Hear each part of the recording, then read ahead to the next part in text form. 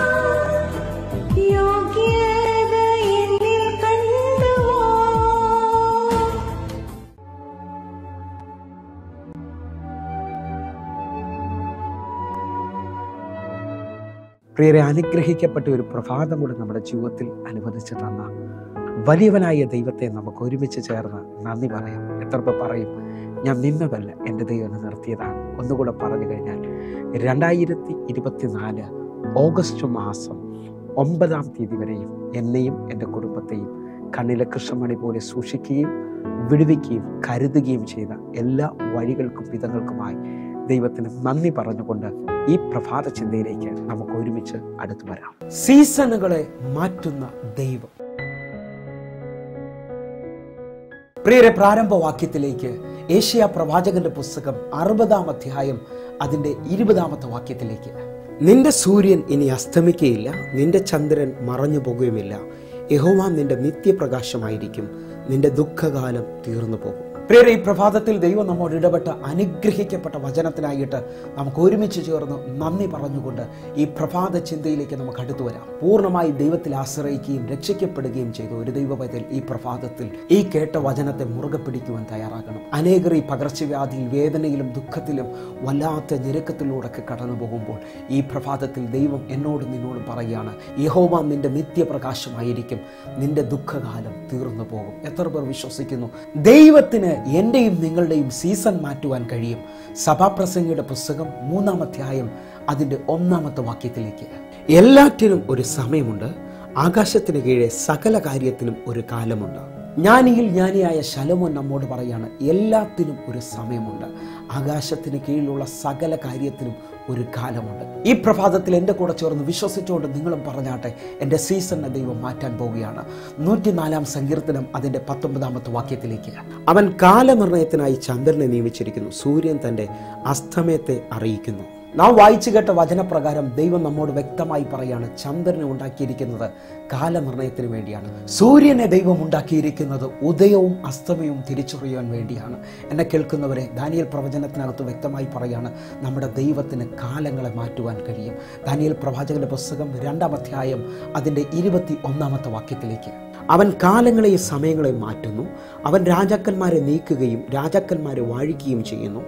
അവൻ ജ്ഞാനികൾക്ക് ജ്ഞാനവും വിവേകികൾക്ക് ബുദ്ധിയും കൊടുക്കുന്നു.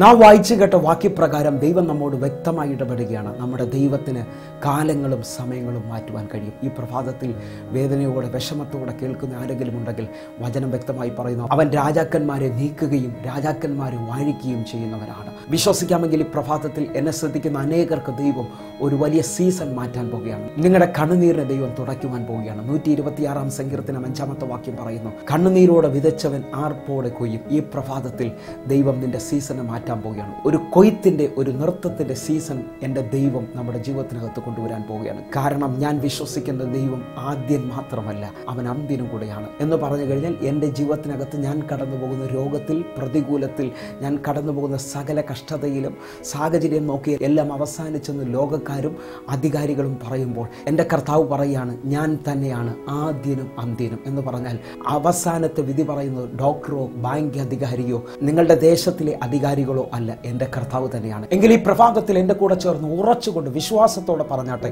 എൻ്റെ ദൈവം എൻ്റെ സീസണെ മാറ്റുവാൻ പോവുകയാണ്. 121 സങ്കീർത്തനം അതിൻ്റെ 6ഉം 7ഉം വാക്യങ്ങളിലേക്ക്. പകൽ സൂര്യനെങ്കിലും രാത്രി ചന്ദ്രനെങ്കിലും നിന്നെ ബാധിക്കുകയില്ല.